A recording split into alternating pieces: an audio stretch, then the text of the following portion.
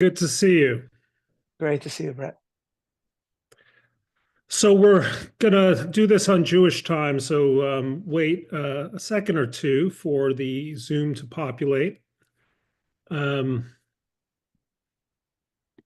and then we will get started with, Right. I really can't tell you how much I enjoyed your essay. It was wonderful to run it, and then I reread it a couple of times this morning, and it is so rich and well written and alive and smart Thank you. and I think right. Although a number of people have written me and they have some sharp questions for you. So I know you're Great. good. I love sharp questions.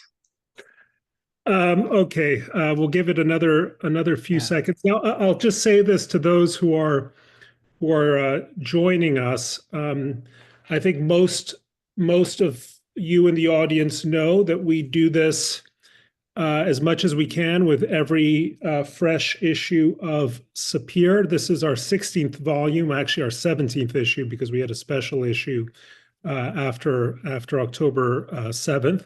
I wish I could do this with all of the authors, but we try to select three really good representative authors per issue. And last week it was President Herzog.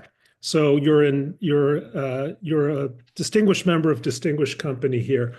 You and I will talk for about 35 minutes or so. And then as you speak and as questions come to the mind of our audience, I ask the audience to put in those questions. There's a Q&A function at the bottom of your screen. And if you just put in your question, ideally give us your name. If you don't want to, that's okay, but give us your name. What we're really doing is creating a community of people who care as we do for a thriving Jewish future, and that's what we're doing through SAPIR and our SAPIR Institute, thanks to the Maimonides Fund that helps put this together and helps put this out. So, Sali, Rabbi Soloveichik, um, you are really taking on in this essay of yours Jewish identity versus identity politics. I think one of the thorniest questions in modern, not just American, modern Western politics, which is the question of identity politics, and also a very particular and peculiar, I would say, almost difficulty for Jews. It's been a difficulty for thousands of years, um, but a difficulty I think a uniquely contemporary sense, because I think there is, broadly speaking, in the Jewish community, certainly in the engaged Jewish community, a real suspicion and alarm about what goes by the term identity politics. It Right. strikes, I think, many of us as divisive, balkanizing, dangerous.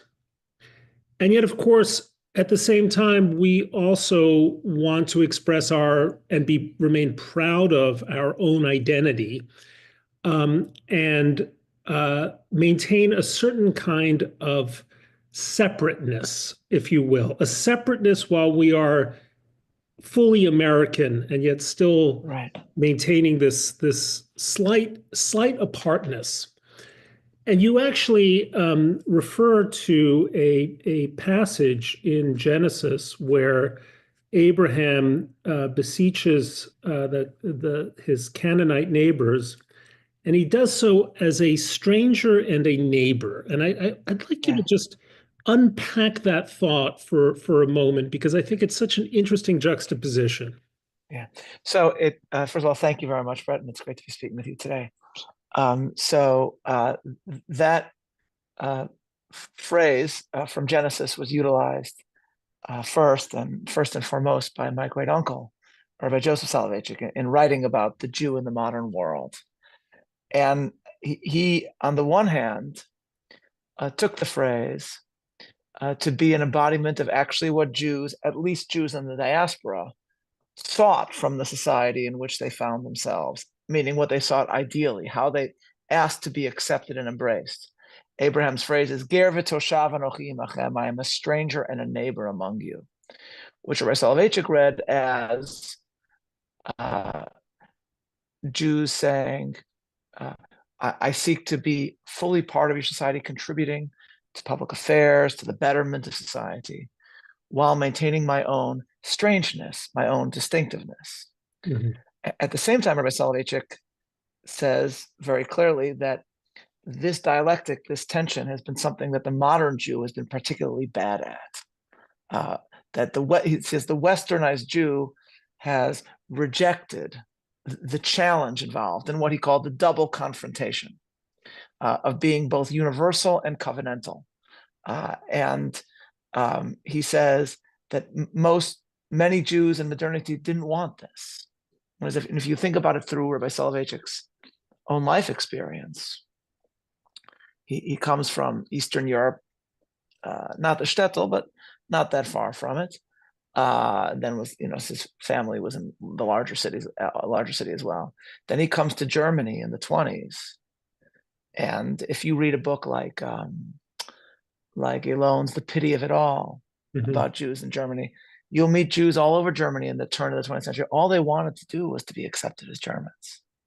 That's what they wanted, and so he utilizes it as both a model for what Jews have sought and should seek, but also as a critique for at least some segments of modern Jewry. That's how it figures in Rabbi Soloveitchik's writings. And I'm suggesting that actually America offered Jews uniquely in diaspora history the opportunity to be fully both stranger and neighbor. Whether Jews have always availed themselves of that opportunity to embrace both in America is a separate question. But America has offered that to us, and indeed offered it to us from the very beginning. That is what made America special for Jews. And this is a story you tell, and I'd ask you to retell it in capsule form for our audience who hasn't yet read the essay.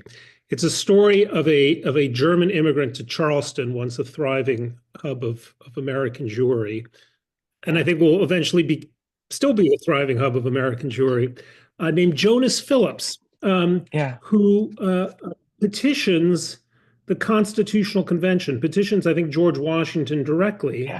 Tell us that story. Yeah, so I'm a little obsessed with this person. So I mean, it's a dangerous subject because I could talk really for the next 45 minutes just about Jonas Phillips. Jonas Phillips is the first true only in America story. Arrives dirt poor in 1756 from Germany. He's the indentured servant, I think, of another Jew, and he makes his way to New York and marries a member of my congregation, Congregation Cherith Israel. They have, I don't remember if I mentioned this in the piece, Bret, but they have together, he and his wife, 21 yes. children. Yeah, not a typo. Yeah. 21. Yeah. He is quite literally American Judaism's founding father, I think we could say, but he's also one of the first religious liberty activists in American history. He's a patriot. He serves in the Revolution. And then he writes to the Constitutional Convention in 1787 to complain that according to Pennsylvania state law, Jews cannot really serve in the legislature because there's a state law that demands that you affirm that both the Old and New Testament are written by divine inspiration.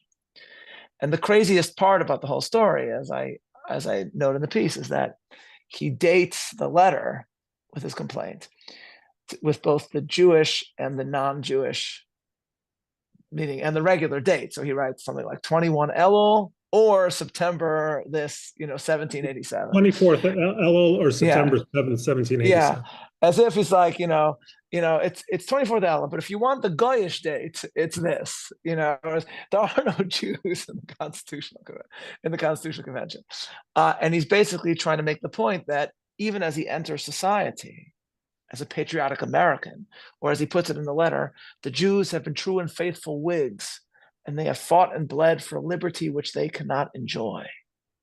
He's saying, I am fully American, but I don't amputate my Jewishness or my Judaicness from myself when I enter the public square, when I enter civil society. I am simultaneously both. I am stranger and neighbor at the same time. And I call Jonas Phillips the first truly American Jew because he was someone who actually understood what America could and should be for Jews, and therefore what it should mean for a Jew also to be an American. And then a year after the convention, as the Constitution is being ratified, 1788, there is an incredible anecdote, and I just have to have you tell it because it's I was not aware of this. Yeah, so it's much better if we actually understand not only who's telling the story in terms of his family, but when he's telling it. So this story is told by one of Jonas Phillips's 21 children, Naphtali Phillips. But he's telling it, Bret, many, many decades later. He's telling it, I can't even believe I'm saying this. He's telling this I think he's in his 90s. And he's telling it after the Civil War. Yeah. So you have somebody who was alive. At the heart of everything Lincoln says is that no one is alive anymore to remember the revolution. This guy knew this as a young, knew founding fathers because his father was friends with them, or at least one of them. And he is describing after the Civil War what it was like attending in 1788 the parade celebrating the ratification of the Constitution. And so maybe if we could post the link to his whole description online because we could find it. The whole description is incredible because he describes the floats of the parade. But then he says at the end that everyone comes to this town square where there's a meal to celebrate. And there's a separate kosher table that has been prepared, 1788. And it's great both because it's incredible that the thing that the Jewish guy remembers when he's 90 is that there was food, and he remembers exactly what was served. Like he describes soused salmon, which is basically lox, which increases the greatness of the story. But it's also striking because that nowhere in Europe could there have been anything like that at a public civic celebration in 1888, let alone 1788. It's unthinkable. Moses Montefiore, when he was elected something like the Sheriff of London. Yeah, the Sheriff of London. Yeah, Sheriff of London. He had to bring his own chicken to the banquet, celebrating him. So nothing better embodies the concept of stranger and neighbor in America than being part of the ultimate civic celebration, celebrating the ratification of the Constitution. So you mentioned something. Yeah, go ahead. Yeah. I would just add that I don't think I mentioned this because I don't think I had space, but there's an article in Commentary, Bret, by Michael Schwartz, I think, called "A Great Compliment Shown the Jews," which is about New York's parade, their own parade, which they had for advocating ratification. And what that article tells is that the parade, this was to advocate for New York to ratify the Constitution. And it had been scheduled originally, and then it was moved. And what it basically shows is that it had been scheduled on a Jewish minor fast day, 17 Tammuz. And the Jews of New York protested and said, we want this moved because we want to be part of this parade because we believe in the Constitution. We want to advocate for it. But we can't be in a celebratory parade on our fast day. And so they moved it. And it's doubly remarkable because on the one hand, it's remarkable that New York was willing to move this there were probably 200 Jews in New York at the time. But it's also remarkable that both the Constitution and the fast day were so important to them that the Jews made this demand. Well, there's another side to the story, which we won't get into here, which is, of course, the fascination and the respect that many of the core founding fathers had for the Jewish tradition. I mean, it's not just his famous letter to the Newport Shul. John Adams, I think, said that the Hebrews had Yes. done more for the human race than any Yeah. other Right. people. Even if I were an atheist that believed that all was given by chance, I would believe that chance had chosen the Jews to preserve and propagate the doctrine of an all-wise, all-knowing sovereign of the universe, which I believe to be the foundation of all morality and consequently all civilization. It's John That's Adams, something like that. that's Adams, Yeah. yeah. Yeah. Yeah. Um, but I want to get to another quasi-founder who's Abraham Lincoln. Yeah. Uh, there is a theme that runs through your essay about the difference between contractual politics and covenantal politics. And actually, a few readers wrote me asking that we explore this question. Uh, you quote Lincoln on a couple of occasions in the essay. You quote Lincoln describing the American people as the almost chosen people, which has a Yeah. very distinctive biblical resonance. I was thinking of another moment in the story of Lincoln's presidency, which is after he gave the Gettysburg Address, beginning 77 years ago. Um, uh, he he was criticized in that speech for dating the founding of the United States to 1776, when, at least according to editorial writers for, I think, the Chicago Tribune or a Chicago newspaper at the time, said, no, the founding is in 1787 or 1788, Yeah. ratification of the Constitution. And of course, there has always been this tension in American politics between a contractual understanding of government, which goes to, by the way, it goes to Hobbes and Locke, the whole idea of a social contract. And then what you talk about as this covenantal understanding, which is, I think, more in the Lincolnian tradition, which looks to the Declaration of Independence and those kind of core commitments, life, liberty, and the pursuit of happiness, unalienable rights, and so on. So unpack for a moment this idea of what is covenantal and how is that distinct and better than, if it's better than, a purely contractual view of what we do in ordinary politics. It's great. I'd love to. And my reflections here, and I note this in the piece, are really inspired by uh, a book by Rabbi Jonathan Sachs called "The Home We Build Together," which is, I think, is if not his best book, it's my favorite of his books. And it's a sort of Tocquevillian admiration of America through British and Jewish eyes. That's why it's such an interesting book, and a reflection on the failures that he sees in Europe contrasted to the successes of America. And so what Rabbi Sachs basically argues there is that if we want to distinguish between a social contract and a covenant, the differences are as follows. A contract is first and foremost to preserve self-interest. I'm giving away certain rights, let's say, in order to preserve others, or I'm giving away certain liberties in order to preserve something, to preserve it, etc. So but the focus is on what do I get out of it. That's what happens in a contract. If you and I engage in a business deal, Bret, the two people doing the contract are not asking each other, what can I do for you?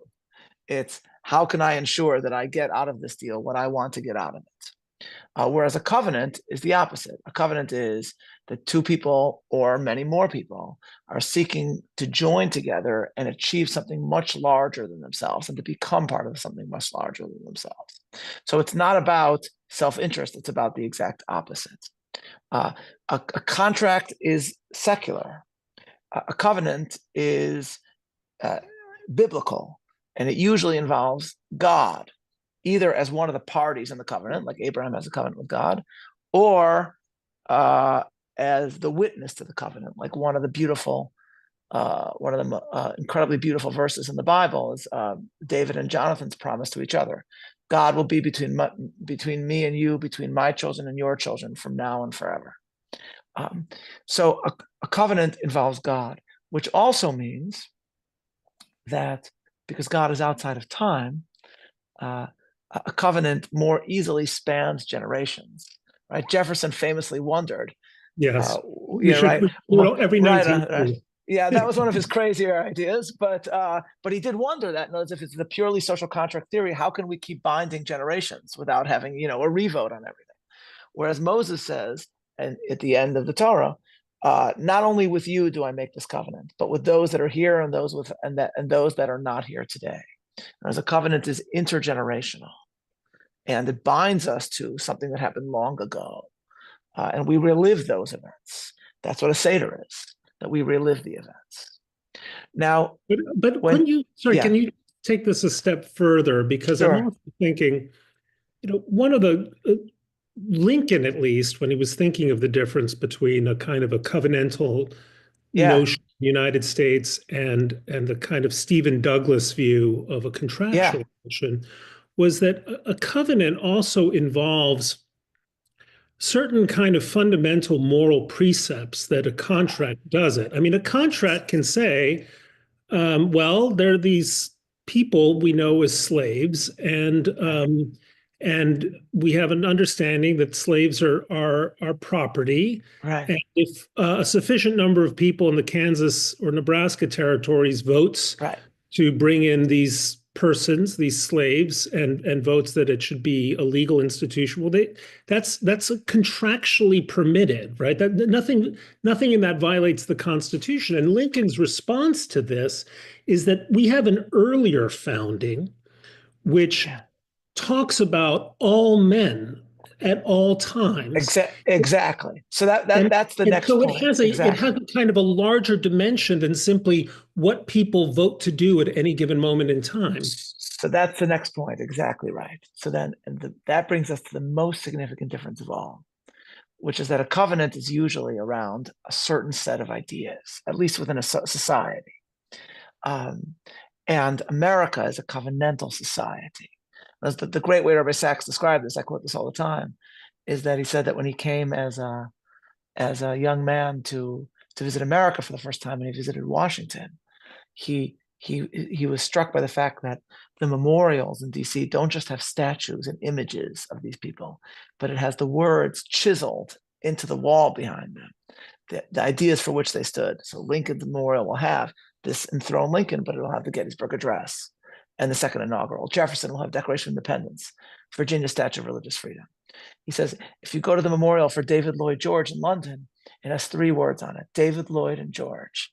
And if you look at the one for Churchill, for whom words were kind of important, it just says Churchill.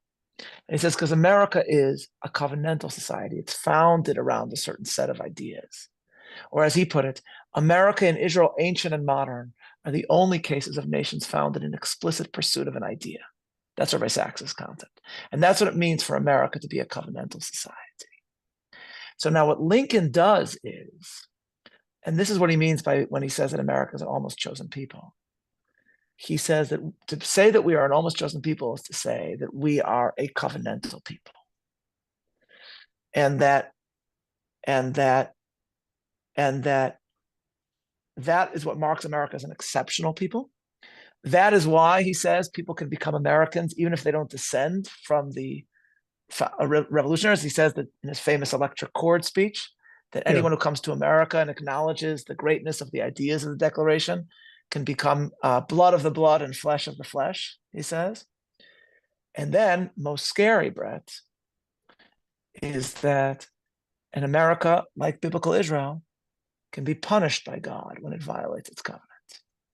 And ultimately, what he says in the second inaugural, which I think is the greatest speech in American history, is that the reason not just why so many have died in the Civil War, but by the reason why both North and South has died, is because from the very beginning of its founding, meaning it was violating its covenants, and that's why we need to approach this with malice toward none, with charity for all, because we've all violated the covenants, and therefore the judgments of the Lord are true and righteous altogether.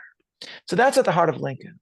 But I do want to add one other point, which is that I am absolutely Lincolnian, and I adopt, I think Lincoln is, as it were, the theologian of America, the first great theologian of America. Lincoln, of course, does not dismiss the Constitution. Lincoln describes the Constitution utilizing a verse in Proverbs as the frame of America, the frame around the Declaration, which is its covenants. apples of gold framed in silver, he quotes from Proverbs. But in a similar sense, what Rabbi Sachs emphasizes is that a truly healthy society that will allow for both difference and unity will adopt both social contract and covenant at the heart of its identity. And so what Rabbi Sachs says, and I think is absolutely correct, is that the Declaration of Independence is our covenant as Americans.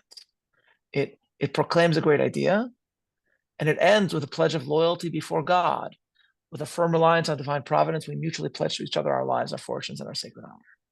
In between that, there's a large segment of fundamentally dishonest complaints about King George. That's the most. What do you mean? That's the most Jewish part. That's the earring of grievances. That's the earring of grievances.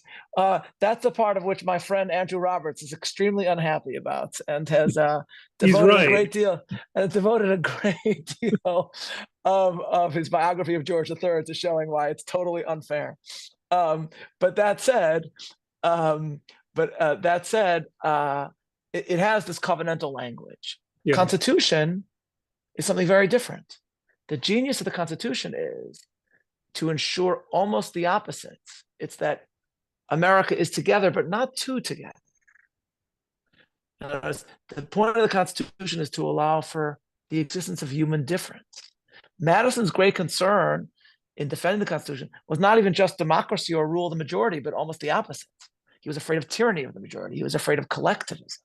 He wanted to ensure that in the midst of this unity, there would be difference, and that the Constitution, both in federalism and balance of powers, would allow for that difference. So the Constitution, as a social contract, preserves the self-interest of Americans. The Declaration, as the covenant of America, shows us what we have in common. That's the electric chord. That's, I think, a Lincolnian reading of America. So you have, let me fast forward now to Rabbi Sachs, who offers these three wonderful kind of metaphors for ways of living together. Yeah.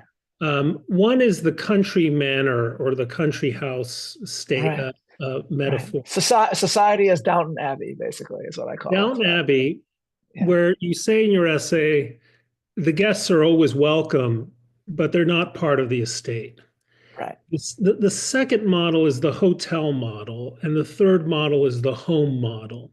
So talk us through these three metaphors here. So Rabbi Sachs, who wrote this book 20 years ago, I think it's a pretty prophetic book, is describing in the first two models the two stages that England has experienced and the way Jews experienced England. Is that Jews originally came to England and experienced it as a country home. They were guests in a country home. What that means is they experienced enormous comfort and success. And their lives were a lot better than, let's say, my ancestors living in Lithuania or Poland. But they weren't in charge. Everyone knew it. Then they weren't equals originally, and everyone knew it. And then, in a very rapid way, England starts advocating, at least the powers that be in England, this is Rabbi Sachs' critique, start advocating multiculturalism. And multiculturalism for Rabbi Sachs is the hotel model, which is just, we celebrate everyone's differences without providing any unifying narrative or story that actually brings these people together. Well, that's society as a hotel. Everyone is in their own walled off social existence. And then what you've done is you've lost your country. That's Rabbi Sachs' critique. Critique in the early 21st century, so kind of haunting, I suggest in the piece, to look at it now, when we see with what Europe is struggling with. And what he's suggesting is that America has, at its best at least, succeeded in at least showing the way towards something different, which is what Rabbi Sachs calls the home we build together, or in another phrase he utilizes, integration without assimilation, which it bears mentioning, Bret, is not the melting pot.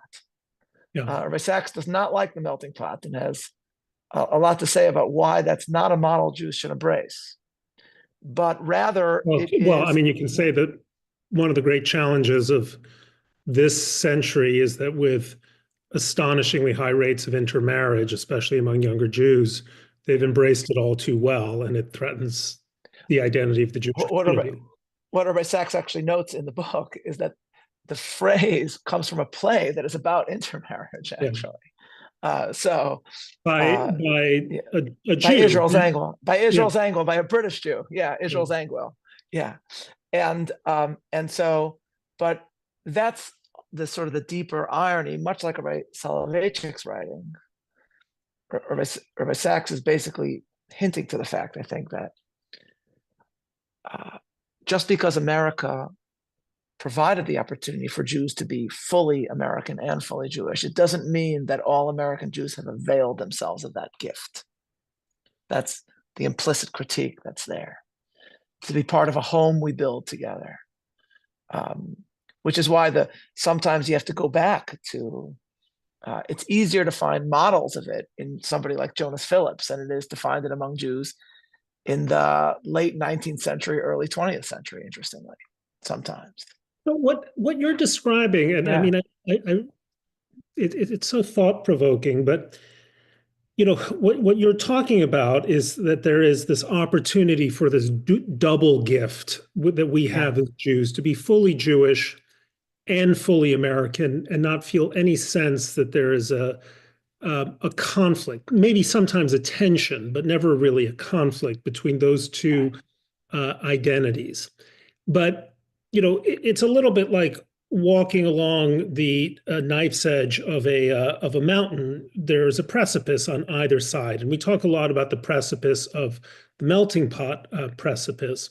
But there is not only for Jews, but also for Jews, the other side of the mountain, which is real, like a kind of a ferocious separation. And I don't think it would be right for us not to discuss that side of it, that you know, Jewish communities that are so walled off, that avail themselves so fully of being of their separateness, that it brings into, you know, real more than just tension, but conflict with obligations as Americans. Now, one of the debates that sprang up was the question of what Jewish boys in yeshivas were being taught, whether they were getting enough of a secular curriculum in their schooling. And this is not just a Jewish question. I mean, you can see it whether it's the Amish or other communities in the United States that have really chosen separateness as their path. So what would Sachs, or what would you say about that other temptation of American life, which is to say, hey, we have our constitutional rights, and to heck with doing anything other than the bare minimum?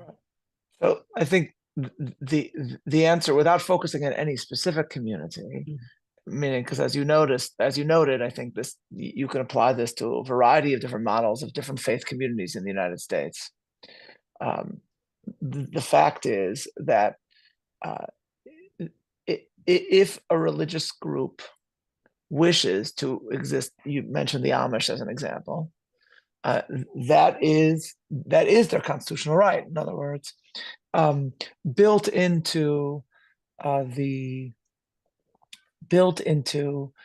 Madisonian understanding of religious liberty, as Yuval Levin described it, is it's not just the right to do what you want to do. It's actually the opposite. It's the right to do what you must do. In other words, if you believe that this is how you have to live, America is not going to force you to do otherwise. But it is not the model that I'm trying to advocate or represent. And without making the claim in any way that I have all the answers myself, or I'm trying to advocate a way forward that is both inspired by religious figures that I admire and or revere, as well as historical figures that I cite in the piece, that have, for me at least, shown the way for American Jews in the past. Well, one of those And is, the thing, yeah, yeah, go yeah. ahead. I'll just add that the thing that what's so interesting for me, Brett, is that currently in America, there's a lot of different religious communities that are trying to find their way toward this balance, and that makes the interaction between their communities so much more interesting. So soon after Rabbi Ari Berman became the president of University, I went with him to meet my friends at Brigham Young University, and we met with religious leadership there. And since then, I know Rabbi Berman is connected with people that run religious universities from a variety of different religious traditions. Because in America, there actually are a lot of different faith communities that are trying to figure out how best to, on the one hand, how to live as stranger and neighbor. And on the one hand, because any traditional faith community is going to wall themselves off, not wall themselves off, but separate themselves off a little bit from contemporary culture, especially when that contemporary culture is at times hostile to some of the things that traditional people of faith believe. But they also want to impact the country and be fully part of it because they love America. And so there's a lot of different faith communities that are actually thinking about this. And it's been a blessing for me to get to know some of them. So one of the historical figures that is uniquely interesting, you mentioned Naphtali Phillips, one of the 21 children. There was Children, also was Uriah a son or a grandson? yeah. He was a The grandson. grandson of Jonas Phillips. Yeah. Uriah Phillips Yeah. Levy. Uriah Phillips Levy. So Yeah. this is kind of apropos. Tell us a little bit about him, but it Yeah. also gets to kind of a very contemporary debate that we're having in the society. And I just want you to tell this story because it's Sure. so intriguing. Yeah. So to truly tell the story without taking too much time, you have to start again in 1787, because in the same year that Jonas Phillips writes this letter to the Constitutional Convention, he marries off his daughter, and the wedding is attended by one of the signers of the Declaration, Benjamin Rush, the second most prominent Philadelphian after Franklin. And we know this because Rush wrote a letter to his wife, Julia Rush, about the wedding. So that itself is sort of incredible, that that he's inviting this famous non-Jewish American to a very Jewish event. The child born to this wedding, to this couple who were married at a wedding attended by a signer of the Declaration of Independence, was Uriah Phillips Levy, who was a Jewish naval war hero, very fascinating figure who also fought against flogging in the Navy, and he was loved Jefferson. Doesn't mean Jefferson himself thought very highly of Jews all the time, but he was nevertheless indebted to Jefferson's single-minded defense of religious freedom. And so when Jefferson died bankrupt, spent a lot of money on wine, and other aspects of life. Sorry, I just have to interrupt 1 second. Yeah, sure. My wonderful professor at the University of Chicago, Ralph Lerner, who I believe is still close to 100 years old. I took a seminar on Jefferson at the University of Chicago, and I'll never forget. Lerner said, you have to understand the greatness of this man lies in the fact that he paid as much attention to the choice of drapes in Monticello as he did the language of the Declaration of Independence. Right, exactly. Sorry, I interrupted. Right. And I think Jefferson, though I have huge problems with him, I think he was a great man, but not necessarily because of the drapes in Monticello. No, the design of Monticello is a testament to his brilliance, without question. But he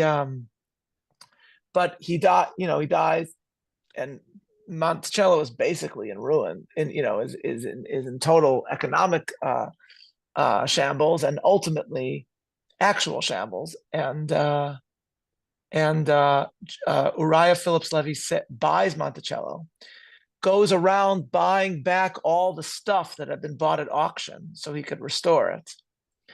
And restores Monticello, and ultimately the family gives the estate to the American people. That's a whole complicated story in its own right.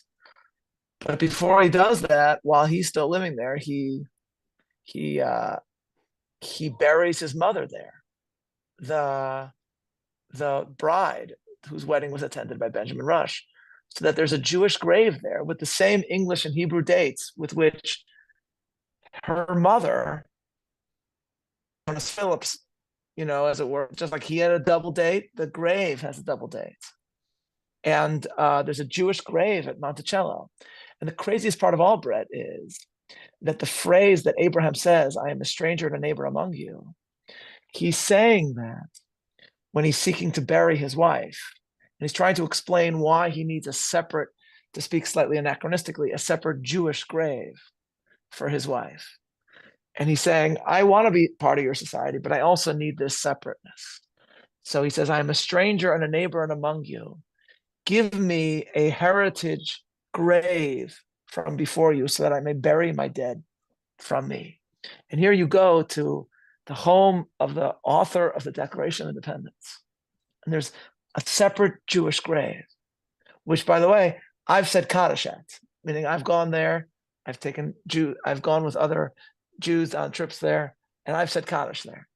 And it's a remarkable feeling. And I think the best metaphor for the home we build together, I think America is a home we build together that you could possibly imagine. Well, there's one coda to this story that I just Yeah. want to mention, which is he also, if I'm getting this right, he purchased or commissioned the statue of Jefferson Yes. for the city of New York that stood there for centuries until Right. quite recently, when the city Yes. council, in its unwisdom, decided to have Yes. it removed because of Jefferson's ownership of slaves. And, Yes. and it's an important point because, in a sense, he was being removed by champions of identity politics Right. who fail to understand the covenantal nature of American politics, which Jefferson uniquely endowed us with, and want to turn it Yes. into an American hotel. That's exactly right. And this is something that Lincoln emphasized when he wrote his famous letter, All Honor to Jefferson. Not because he loved Jefferson. He recognized his greatness, but I think, like me, if I can compare myself to Lincoln in just this respect, I think like he recognized Jefferson's greatness without really liking him. And he said, it was Jefferson that, in the midst of this document, in the midst of a war, chose to not make the document just a series of the airing of grievances, but to enshrine a universal idea that, as Lincoln said, will be a stumbling block to tyrants eternally. Yeah, And it was, of course, the yeah, line, it's one of my favorite of yeah, Lincoln's letters. It's in yeah, 1859, and Lincoln is invited to a celebration in honor of Jefferson's birthday in yeah, Boston. Lincoln can't go, but he writes this famous letter, and he writes, All honor to Jefferson, to the man who, in the concrete pressure of a struggle for national independence by a single people, had the coolness, forecast, and capacity to introduce into a merely revolutionary document right, abstract truth applicable to all men and all times, and right. so to embalm it there. I mean, the language is so Yeah, it's striking. an amazing letter. Yeah, Embalm it there that today and in all coming days, it shall be a rebuke and a stumbling block to the very harbingers of reappearing tyranny and oppression. Your obedient yeah, servant, A. Lincoln. yeah. It's It's amazing, one. and all the more amazing because he knew that Jefferson was the hero of the Democratic Party, and he didn't like Jefferson a lot, but he recognized, and of course that will be at the heart of the Gettysburg Address, that without the Declaration and without Jefferson's words, we don't have America. I mean, I myself have a lot of problems with Jefferson, but I still think that it is true that if Jefferson is wrong, then America is wrong. Uh, and if America is an exceptional nation, it's first and foremost because of those words that Jefferson wrote. So that's the tragic element of the removal. It's not just the removal. It's not that we need a statue specifically. It's It's the ideology that was motivating the removal of the statue. That's what's so problematic. And because ultimately, it is identity politics is, as I note in the piece, and Rabbi Sachs argues, is a grievance-based politics rather than an aspirational politics. You can't have an aspirational politics without Jefferson's words and without understanding what Jefferson did in America. It's just not possible. We're going to turn now, Solly, to some of the questions from our audience. I see that the chat has populated with all kinds of intelligent questions. Well, this is one that is asked by two people. I'll mention Deborah Sorrell, who writes that about the covenant having a religious dimension, Napoleon had already resolved the issue. It wasn't Napoleon, but to the Jews, we should give everything as individuals, and as a nation, nothing. It's Clermont-Tonnerre, the Count of Clermont-Tonnerre. Exactly. Well, it was another Napoleon. Let talk about that sort of French model and how the American model differs. Yeah. So that's exactly it. In other words, the French model, to this day, of course, is no religious differences in the public square. I think, and you may know this better than I, Bret, but I think religious objects or forms of dress are actually prohibited in certain public in France. Of course, that's unthinkable in America. It's unthinkable to say that you can't wear your a yarmulke or a crucifix or Muslim dress in a public school. I'm on the board of the Beckett Fund, and we had one of our victories recently was for the rights of Sikhs in the military to wear turbans. These, and we won. This is somewhat maybe getting too far afield from our theme, but would you make a distinction between, say, the hijab covering head and the niqab covering face? Yeah, I mean, I'm not. I mean, these are all. There's also obviously there's always balances in terms of anything, and obviously a soldier, for example, should have a right to wear a yarmulke, but not all forms of Jewish religious garment that would prevent that person from serving in the capacity that person is supposed to serve.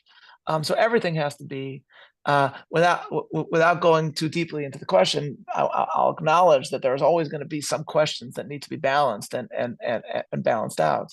But the French society saw, I think we could say it even more broadly, European Enlightenment saw religion as something that is for the realm of the church, synagogue, etc. Whereas when you enter the larger society, the very term religion, others have noted, is an Enlightenment term that designates certain spheres for religion and others for not.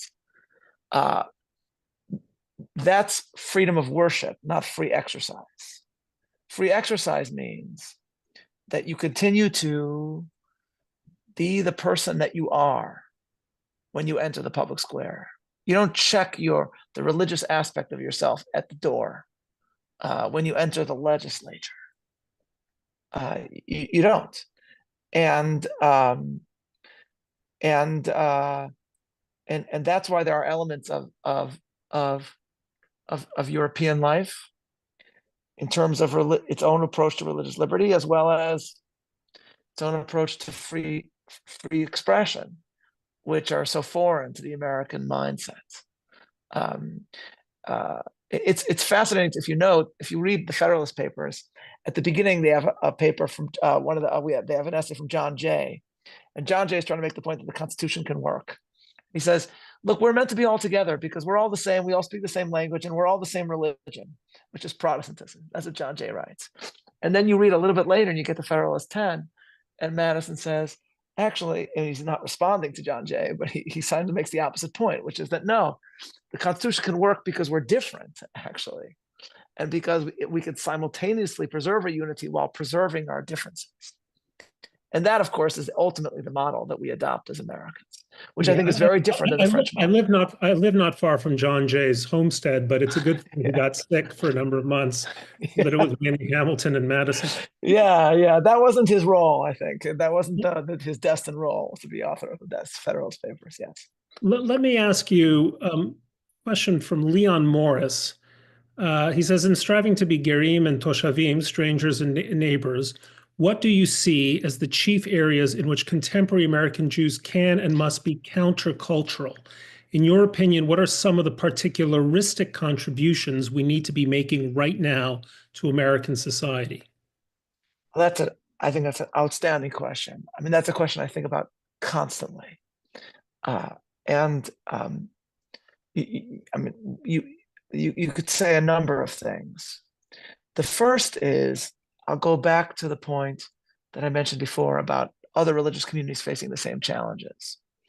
One of the most striking things for me, Bret, has been hearing from Christians who, of course, once saw themselves as the mainstream in the culture, meaning traditional Christians, who now say to me that not only do they feel sometimes as strangers in society, but they look to Jewish success of maintaining identity and community in America as something from which they can learn. One put it to me is that they're looking for elder brother wisdom, is the way he put it. And so without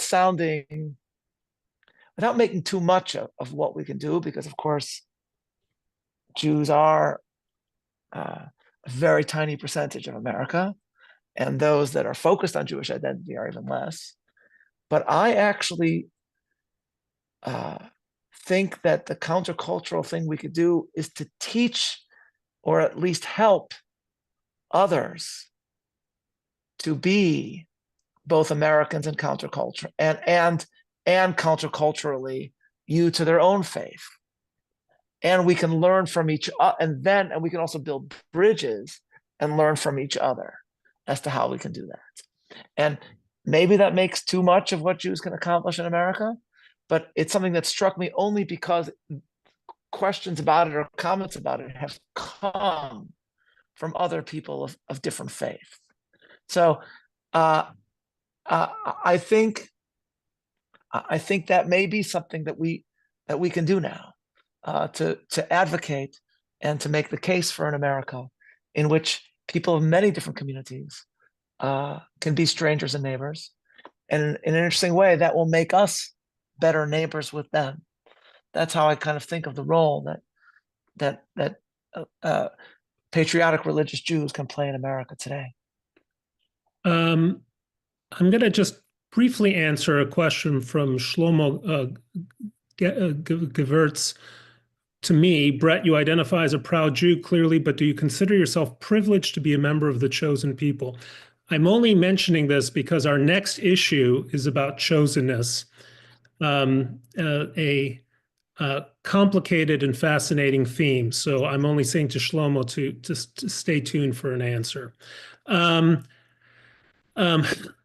Here is a question from Josh Apple. As we speak about Judaism and the American story, what do we as Jews do when so many on the new quote unquote woke right, which is an interesting term, I don't know if I need to unpack it, talk about the most antiquated forms of anti-Semitism in the name of being pro-American, not just white supremacy? Can you speak to that issue? Well, woke right is kind of gets at the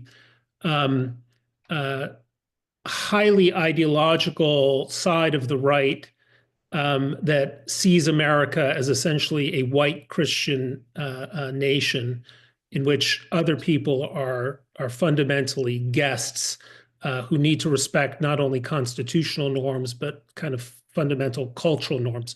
Tucker Carlson and maybe J.D. Vance could be seen as members of the woke right. I think J.D.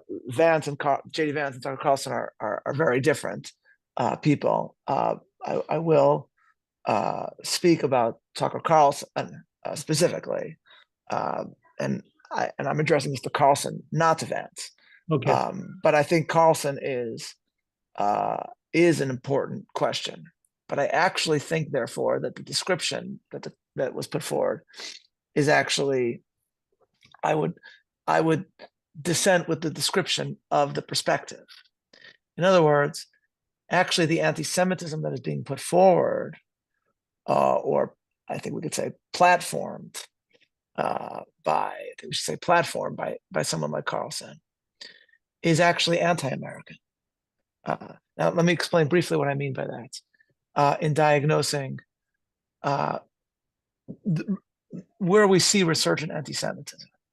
The case I've tried to make, at least in the last 16 months, is that the anti-Semitism that we see in wokeism is not just hatred of Jews. It's linked to everything we discussed today, because it goes hand in hand with hatred of America.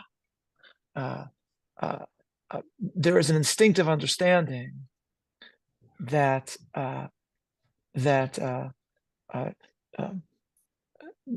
American exceptionalism has always been inspired by the Jewish story, and that it has gone and that admiration for the Jewish story has gone hand in hand with the exceptional way in which America sees itself. And so, if we start from the progressive left, what you will see is hatred of that very idea.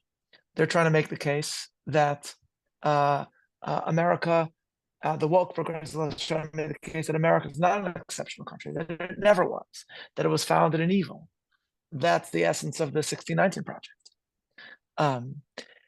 And I would therefore submit to you, Bret, that it's no coincidence that as Tucker has moved in the direction of, as Tucker Carlson moved in the direction of platforming people that talk about that, he'll have on people that'll talk about how bad Israel is.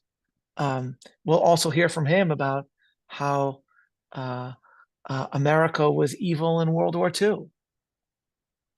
And we'll hear from him that Churchill was not so great. We'll hear from people he's platforming that will essentially argue that Churchill was the bad guy of World War II. So it's not a coincidence that both in the woke left and in the case of Tucker, and again, that is not Vance. This is Tucker. But in the case of Tucker, what he's saying and doing is going hand in hand with basically turning America into a villain at some of the greatest moments in its history, and that I don't think is a coincidence at all. So I would quibble with the questioner. I think it's a very important question, but what I would describe it as not a pro-Americanism that also turns on the Jews. It's a turning on the Jews that is also turning on America itself, and really the West, period. We have time only for one more question and only a couple of minutes. So let's see. Ella Bennett, does intermarriage threaten Jewish identity universally, or does it only threaten specific communal Jewish identities at the local level? I'm not sure what that. I'm not sure precisely what the question means. I guess what I would just say is that we believe to be a traditional Jew is to believe in Jewish continuity as a good. That's what it means. And it is also, this is about more than just believing that Jews should marry Jews. That's not really the essence of it. The essence of it is that Jews should understand that at the heart of Jewish identity is transmission, and that and familial transmission from the very beginning was the dream of Abraham and what set him apart. and that has to lie at the heart of Jewish existence. It should lie at the heart of Jewish existence for those who are married to Jews, because in the end, Judaism never understood itself as a religion that perpetuates or as a people or as a family that perpetuates itself through mission and through an international movement, the way Christianity and Islam understood themselves.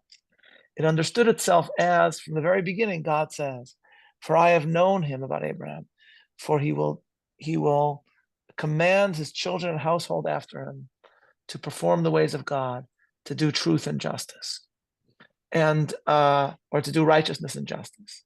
And in the end, that's how the Jews have always understood themselves. And to be a proud Jew is to understand yourself in that way. Sali, Rabbi Soloveichik, I have to respect our audience's time. I'm sorry I couldn't get, there were terrific questions. I'm sorry I couldn't get to more than a fraction of them. Your essay in our latest issue on diversity in SAPIR is luminous. You've just proved it with this wonderful conversation.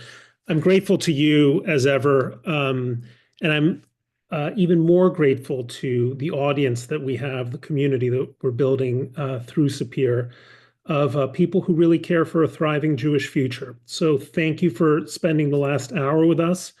I hope we have other opportunities to do it again. Hope you keep writing for us. Thank you again. And thank you. Good afternoon. Thank you for having me. Take care. Chag kosher v'sameach, everybody. Chag sameach.